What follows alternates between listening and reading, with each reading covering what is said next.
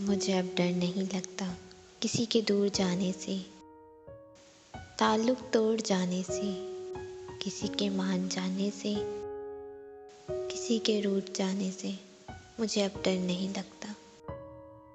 मुझे अब डर नहीं लगता किसी को आजमाने से, किसी के आजमाने से, किसी को याद करने से, किसी को भूल जाने से। मुझे अब डर नहीं लगता किसी को छोड़ देने से, किसी को छोड़ जाने से, न शम्मा जलाने से, न शम्मा बुझाने से।